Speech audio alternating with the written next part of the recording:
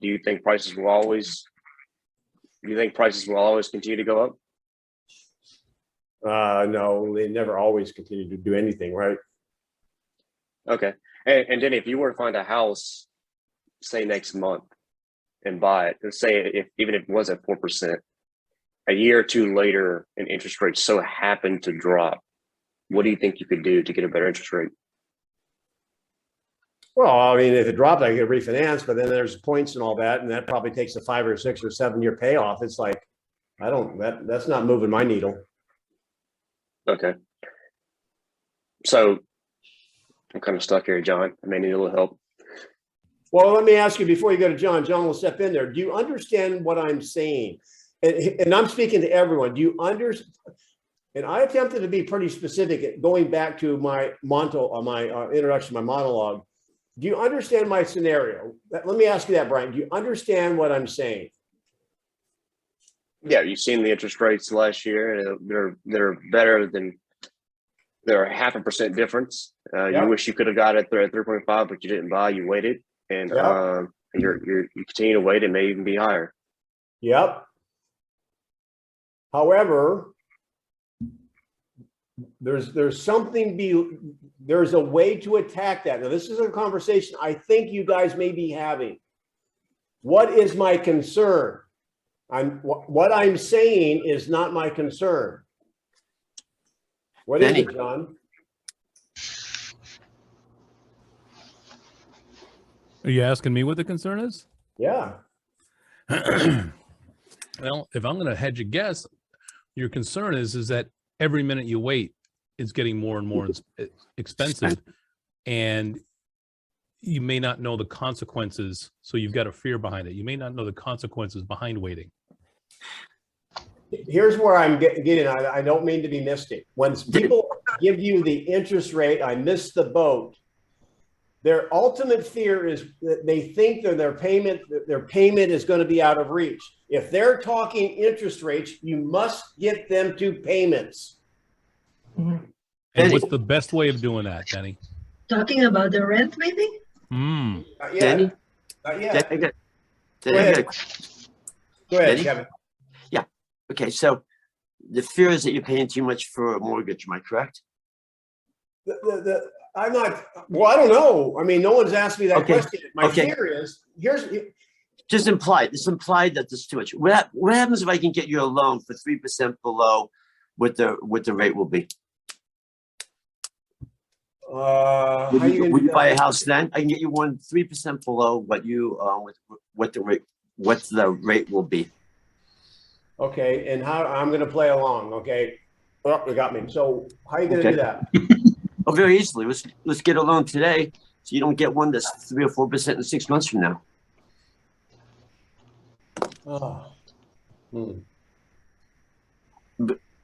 Because the rates are going up. Am I correct, Denny?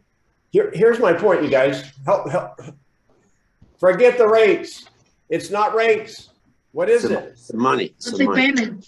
It's the monthly payment. Can you go back? So let me demonstrate. Brian, just reverse this, and we'll go on, and we'll go on to another direction, John. So get ready. So Brian, you said that you're 3.5%, and now they're 4.5%. So what does that mean to you in your monthly investment? If you were to own today, what would that mean to you? What would that mean in a difference in your payment? Maybe a few bucks a lunch. I mean, I can meal prep, and I don't need to go out and eat. So I'm not saving me a few bucks if I just meal prep and don't waste my money on food. Well, it sounds like he's laying down on me again. So let me ask you this, you guys. What's the probability they even know? They don't. They don't know. You've got to help them. So I just gave you the numbers, and I had you to write them down from 3.5% to 4.5% on $300,000. Well, did you happen to know, Brian, it's going to be $173 a month? 103. Did you actually figure that out?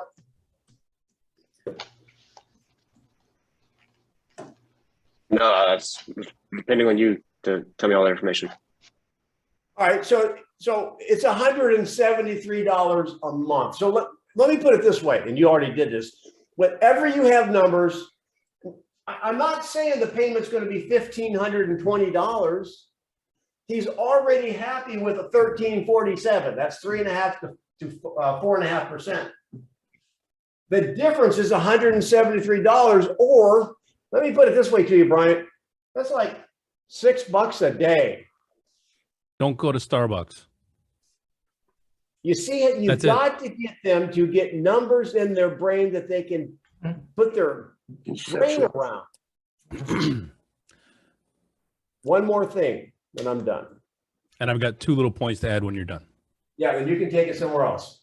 So for $6 a day, let me ask you this, based on what the market's been doing, do you have any idea how much your home is going up in value a day?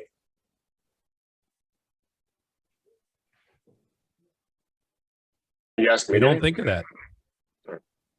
It's our job to help them think that, you know, if your home was going up the same amount, let's just say $6 a day, then what's the difference in your monthly payment, Brian? Nothing. A coffee or two a day, or that much? No, it's nothing. Yeah. Because remember, the $6 a day is nothing. They have that much change they lose every day in the couch covers, right? So their house is going up too. So it's going to be a wash. So John, help. Maybe I'm not making a good point here. No, So there's 2 mindsets to have with this, guys. So, you know, Bryant, stay with me as the person renting. So, Bryant, let me ask you: is your rent likely to go up in the future? Oh, most definitely, yes. And you know why this makes sense, even if rates are changing. You want to know why this makes sense? Why? Your payment never changes. That's the first one. I stole that from Denny's wife. Second one, Bryant, every time you write a check to the mortgage company, part of that goes back to you in equity. Do you know how much that is? No, I don't. Depending on the price of the house, between $300 and $500 a month. How much of your rent do you get back? 0. So you're concerned about the interest rate on a mortgage at 4.5%, yet you're willing to pay 100% to rent. So those aren't necessarily how you're going to deliver that, guys, but these are the mindsets to get in. Rent is 100% interest. And buying now, even with the rents changing, you're locking in certainty for the next 30 years. Well said. Now, somebody on the call, Well, parrot back to us what you heard that's tangible that you guys can begin to work with. Couple quick ahas from that. What do you guys have? interest rates really aren't talking interest rates. Interest rates are really talking what their monthly investment would be. And then to offset that, they've already agreed or are renting a certain amount. So really the only difference is the difference in what that interest rate would cost them in the payment, whether it be the $80 or the $173, which then divided out becomes a Starbucks a day or There you go. chicken strips or whatever. Break it down to the ridiculously small. I also feel like in all cases, buying, regardless if you have to buy a much smaller home to afford the payment, is always better than renting. Mm-hmm. So that was my aha. And I just before this call, I had a girlfriend said, I think I should just rent for a while and wait for the housing market to get better, right before I got on this call. So that's a great conversation I'm going to have with her. Real estate has made more people wealthy in this country than anything. Why? Because people are willing to rent. Think about that one. Well, if the median is, I'm just going to round up here and let's go in, John, and I'll let you pick. We're going to go into the sellers holding high on Simon's. And I've already got the graphic on my screen ready for you, buddy. Okay, so let's just take $400,000. That's rounded up to the national median sales price in the country. Now that will get you a 1-bedroom without a bath in Scottsdale. Let's just take $400,000. And the market went up. This is for your friend, Michelle. The market last year on average went up 25%. So a $400,000 home. In other words, if they delayed, if they could go back in their DeLorean and bought a year ago, how much equity would they have built up in the last 12 months? $100,000. You guys, Close to it, yeah. no, that is 25%. Mhm. Let that sink in. You have anyone that wants to wait, who wouldn't, where else can they go legally and make $100,000 in a year? Renting, but John said, is all flushed down the toilet. And let's just say the market's only half that this year. What does that mean they put in on their balance sheet? That they're basically building how much equity? If it's just half, how much? $6,000. $50,000. Well, let's say it's not going to be half. Let's say it's only 10%. How much money would they have? Equity would they have after 1 year? 10. 40,000. 10%. That'd be right, actually. 10% would be. Yes, but I have a 40,000. question. If the interest rates will go up, it might slow down the market. Prices might go down. So people might think, this is not really, they might be worried about that. Yes, okay. And there's been people for the last 5 years that have had the same thought. You think they're sorry they waited. No. And what if it doesn't happen? This is a conversation John and I were having before you got on. And the next point is, as John brought up, and Gary brought up, how long are you going to own it? So John, what's your graph? Which one are we going to next? So let's go to the seller and pricing. The seller who overpriced, I think it was Glenda. Was it you that brought that up? No, I was Simon. It was Simon. Okay. So how to have the discussion, and when do you have the discussion with sellers who have put their property on the market, hoping to find somebody, that one person who's just going to pay way too much? Now, are you guys starting to see some price reductions in your areas? I know we're seeing about 1 out of every 3 listings that comes on is reduced in price within a couple weeks. So what that's telling me is sellers are starting to realize they can't just throw a number on it, and buyers are starting to say we're kind of at a breaking point. So Simon, tee this up a little bit. What is your seller? What's the situation with your seller that does not want to get realistic about their pricing? This seller, it's a semi-detached. He is a contractor. He put an addition on his home. He put in a certain amount. He did full foundation, everything. He wants 1.2 million for this semi-detached. The most What's he'll the get, real number? The real number is around $1 million. Okay.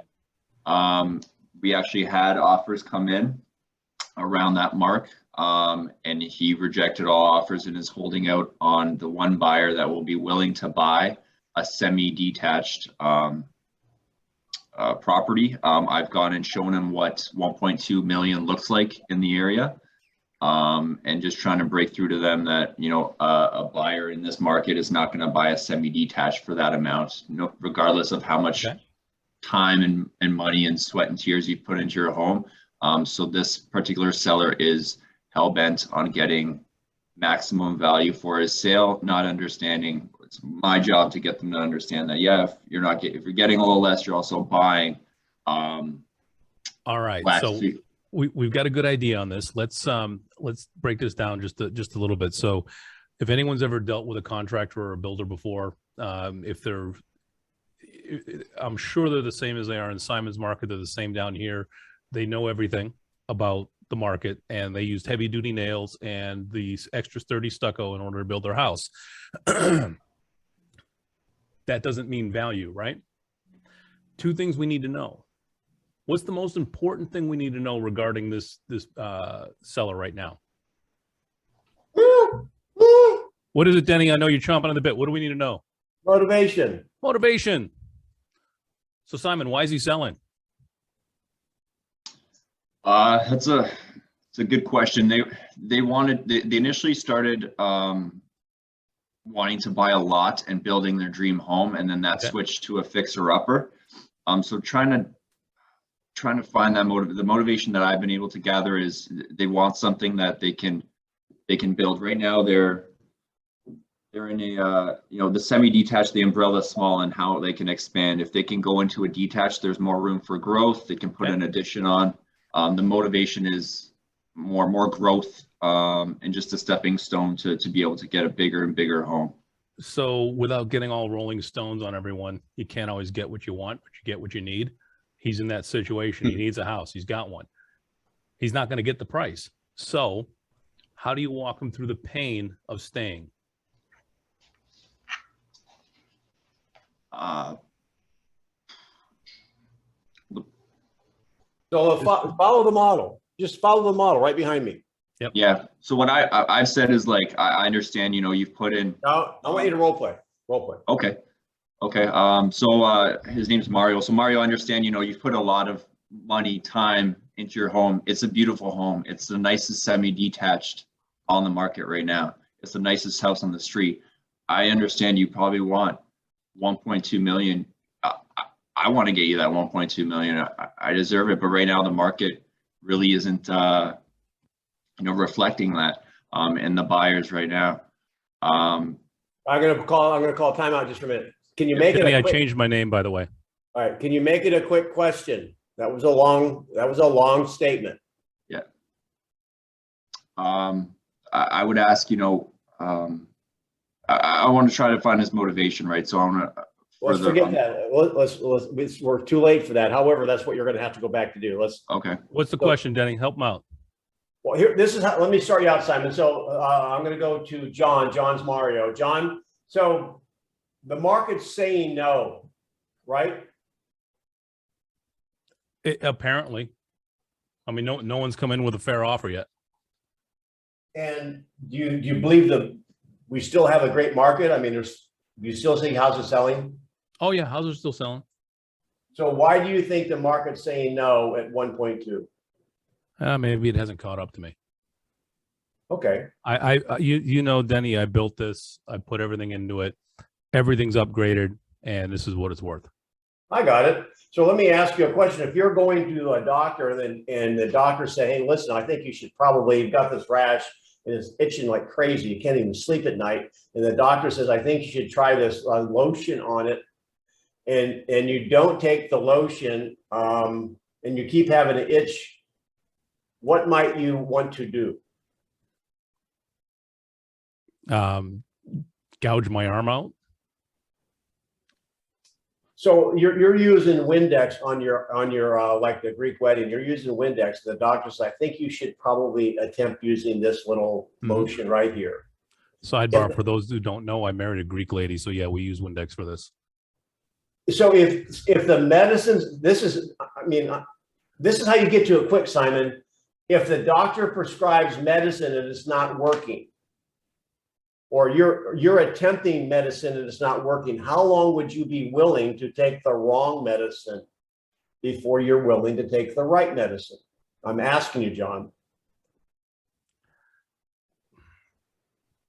I honestly don't know, Denny. I don't see why we can't get this price for the house. And if that means I got to wait a little bit longer, I guess I'm going to wait. Okay, now, all right, Simon, I'm going to let you take over. I understand a seller is going to do that. Now, I'm going to ask you, Simon, a couple questions. This is not role play. Might the seller win by doing that? By waiting? Yes. I don't think so. Wait a minute. Wait a minute. All right, so I'm going to flip a quarter. No, I'm gonna. You ever play Yahtzee? Yeah, the dice game. Yeah. Yeah, 5 dice. Don's nodding his head. He's probably a Yahtzee king. Is there a probability if I take 5 dice and I roll it one time, I'm going to have a Yahtzee on the first roll? Is that possible, Don? So what I want you to grant him, I want you to grant any unrealistic buyer or seller out there, there is a probability their strategy will work.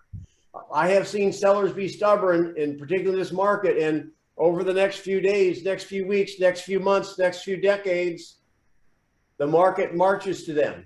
Don't fight them on that. Our job is to show them, well, there could be another outcome too. That's the conversation you want to have with them. Can you have that? Yes. So John, walk him through that conversation. All right, so Simon, I think we're gonna get the 1.2. That's Okay. And Mario, if you think you're gonna get that 1.2, do you think there's any probability that you might not get that 1.2? what do you mean? Like, how long are you willing to wait? To get that 1.2? Are you willing to wait? A week, a month, a year? Whoa. The first question was good. Stop. Okay. Yeah. Yep, I was just gonna say the same thing. What do you mean, Simon? The market's going up. I mean, we're only off by, according to the other offers, we're only off by 150,000.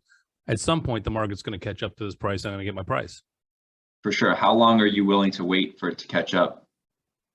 Well, the way things are going, it might only be a couple months. Okay. And if we sell and everything's gone up a couple months, are you willing to pay more? Well, I mean, I'm building the next place myself, so I know how to control my costs. Okay. And you can guarantee that you can control your costs, because we've seen that go up as well. Now you asked the question and then you answered it. Okay. So are you are you not seeing any upward pressure on your material costs, Simon or Mario?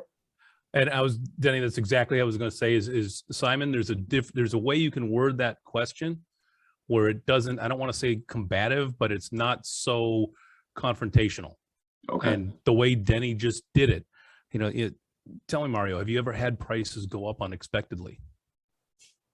So it's putting doubt in. And the whole point of this conversation, guys, is to bring them to a point of pain. And the point of pain is going to be two places: the pain where they are now, and then the what if it doesn't go my way pain in the future. Does that make sense? Yep. So Denny, I've got the 3 outcomes queued up here. Is now a good time to share this? Because it's ideal to do this conversation during your listing presentation. However, if you haven't done it during your listing presentation, it's good to have it anyway. Is this a good time for you, or should we wait till later on? No, you can do it. You can use share screen. I mean, you can share screen. Yeah. Okay. Yeah. We all look at this because you should have this for your listing presentation, because this works for all listings in all geographic areas. And I believe it can be found on your Facebook page, Denny. Mastery Real Estate. There you go. There you go. Hey, John, would you not ask how long you're going to be paying on 2 mortgages? If he just built this house and he's building another house, he's paying construction loans and he's paying that loan. Would you want to know his pain level on that as well? Yeah, I think Simon mentioned he was going to be building after selling. But yeah, if he was doing it concurrently, absolutely. I would have brought that double payment pain up also. And before John goes over that sheet, there's something else you guys can always use. By the way, Mario, have you noticed the world's a little bit unpredictable? Just a tad.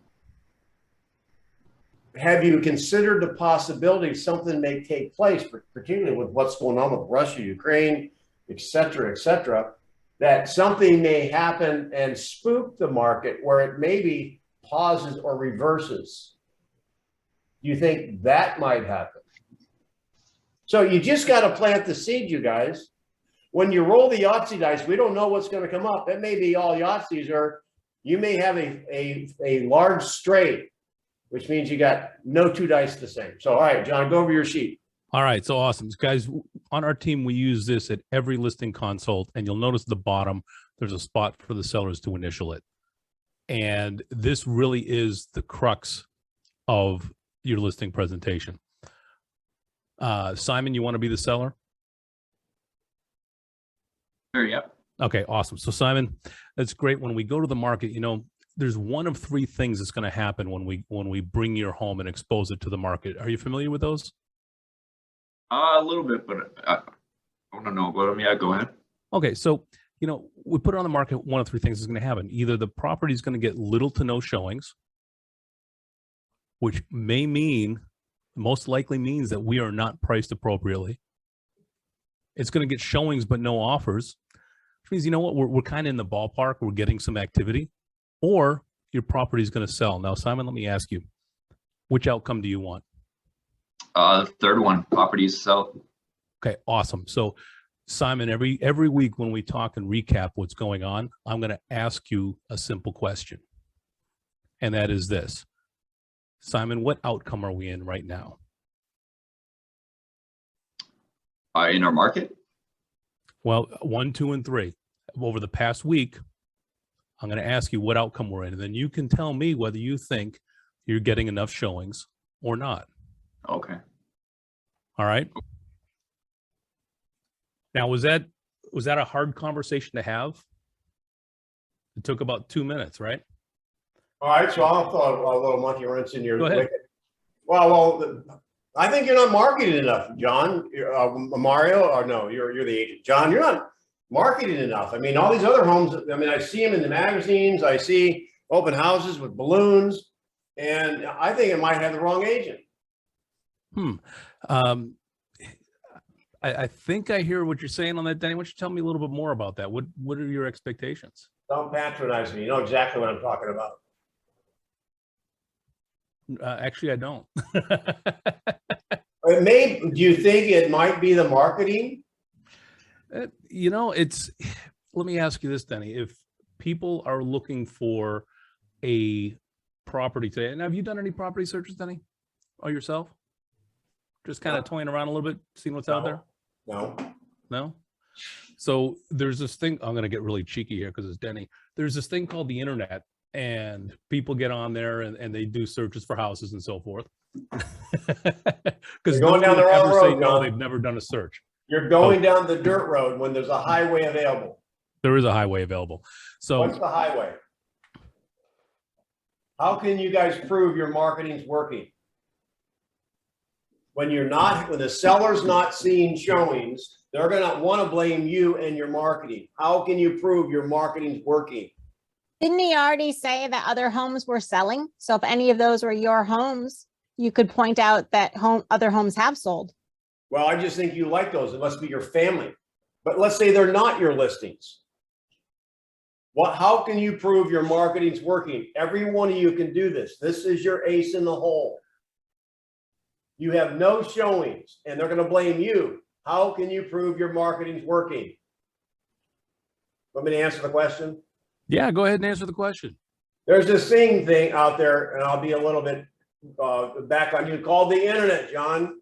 And you can go to your internet and your listing, and I don't know what you call that. You call that your Multiple listing service. no. You look at the numbers of showings, the number of hits. What do you call that stuff? Talking about showing time? No, it's analytics. You look at the analytics, you can tell how many people have hit on that, where they've come from, how many people. Oh yeah, taken you're the talking about personal going tour. all the way down to Google Analytics, pulling up your MLS and showing how many agents have viewed and emailed and so forth. But yes, I mean, you're on how many people, John, you can see here, I've had 45 people in the last week take the virtual tour. I've had 1,800, you've come up with 1,800 searches, you know, and so you can see my marketing's working. What's happened is they're saying no before they walk through. So would that be outcome 1 or outcome 2? Well, that'd be outcome 1 apparently, because they're not walking through it. Therefore, what's the remedy? That means the bait is here and the fish are here. What do we have to do? Drop the bait. Reposition. I want you guys to know that, because that's your ace in the hole. You can prove that people are shopping and looking, and he's coming up into every property's coming up into searches. Everyone's looking at the virtual tour. However, if they're doing all that and not walking through it, it's not your marketing. It's the fact that it's not positioned right.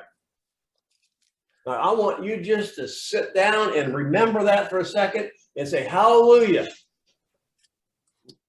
The truth shall set you free. That's out of Jim Carrey's Liar, Liar, Pacifier. So, y'all got that? Somebody should say something about that, because I can tell you, when you print out that sheet, that marketing conversation goes to dust. Now it's checkmate for them. Denny, just to add, so with that particular buyer or seller, we actually listed pretty low. We got 20 plus showings, a lot of open house interest. He didn't like the offers that came in. We increased the price to what they wanted, and we have gotten 0 showings, and we've gotten no interest since we brought up the price to what they thought it should sell for. Everything's an analogy to me. So when you were doing the medicine, the rash was going away. I don't like the medicine. It smells bad. You stop doing the medicine and the rash comes back. What does that show you? Listen, selling a house is not magic. It's physics.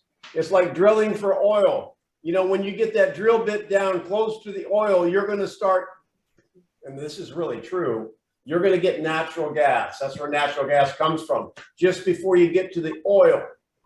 Natural gas in real estate, as you drill down, outcome number 1, you get nothing, nothing, nothing, nothing, nothing. Now you start to get showings. That means the drill bit is getting closer, and the showings is equal to the natural gas. Like your first time, Simon, you put that drill bit down right in the center of the oil. And so you had oil squirting everywhere. So then he pulled the drill bit back up. Do you guys see the mental picture of that? Yes. So John, how do we put a bow on this? Get some ahas. I know we didn't get to everything on Mary. We'll get to yours and even some conversations next time. However, what did you learn today? And forgive me if I get excited. I just think this stuff is like so powerful in your hands. One thing I learned, Denny, Yeah. is that the seller doesn't know what you know, what we know, as far example, for the rent and the future payment of buying a house could only be $173. You know, we kind of understand that, but the sellers don't understand that. And the analogy of using that, you know, it makes a lot more sense to them. And the pain isn't that much more to have what they want in a bigger home or a home that fits their family needs. Yes, beautiful, Rich. And the other thing here, and I want some other ahas, is that, you know, John and I teach our team, and John is awesome with numbers. I don't like, personally, you asked me the question in one of the role plays, have you talked to a mortgage broker? When they start talking about payments and things, I don't want you to send them to a mortgage broker. I want you to have the conversation, because when you send them to the mortgage broker, now you're out of that conversation. You don't even know what they're going to say. You should be able to calculate a monthly payment on a simple, John, I don't know, what is that app you use? Easy calculator. I have the old fashioned HP 12C, and I don't recommend you get this because this is like crazy complicated. What John's saying is simple. And when you can calculate that payment when you're sitting right there, monthly investment, divided by 30, it's $5.65 a day, or a cup of coffee a day. You see the momentum, you can keep moving forward versus sending them to some mortgage broker. You don't know what will happen. So thanks, Rich, for that aha. Give us a couple more. I got one, Daddy. Price always sells the house. And if I can quote the great Don Aldridge, he once said that if you have a house where the rats are eating the cockroaches, if it's priced right, it will sell. That's right. That was actually the great Tim Wood. Well, I heard it from you, so I'm giving you full credit. Thank you. hey, Denny, the key word is we got to reposition instead of we got to drop the price or adjustment. We got to reposition. We got to reposition. We got to reposition. And did you notice I always, when I'm talking to them in front, I'm using my hands. Can you see my hands? The hook is here. The fish are here. I had somebody say, well, let me see this. We are the interpreter of the market. Hey, Denny, I loved your monthly investment too. That's way better than your payments. That's awesome. That's comes from Don's friend, Tommy Hopkins. Yeah, would you invest $175 a month to get your kids into the next school district? No, it's not even that. What is it? $6 a day or whatever? Yeah. It's $6 a day worth the better schools to you. Yeah, would you give up that shot of bourbon on your way home? Or that brown paper bag with the Mad Dog 2020? Yeah. One more aha. You guys, you're awesome. One more aha. We'll be ready to go. Rent is 100% interest. Yeah, I'll always credit that to John. That is very well said, worth writing down and use, because you know what? And we never got into, last comment here, and I didn't want to blow your minds. You realize that interest is still deductible in your home. So if you paid $10,000 a year in interest, you based on a 30% tax bracket, you have $3,000 of tax savings divided by 12. That's about $275 a month. It's precisely $250 a month. Government is paying their rent. I mean, anyway. So I trust you had a good time today. If it was worthwhile, give us a thumbs up. John, the voice. Denny Grimes here. If you haven't been to Denny Grimes Masters Real Estate YouTube channel, go there and subscribe, like it, and we'll post this if you want to listen to it. Invite some friends. We'll be back on the same bat channel on Friday, 1 o'clock, and I'll be in Mexico. I might even have a sombrero on and have a Corona with me. Nice. All right. All right. Love So you. next week is apparently Beer Friday. Thank you, John and Danny. Awesome. We'll see you guys next week. Thank you. Bye. Thank Thanks, you. Denny and John.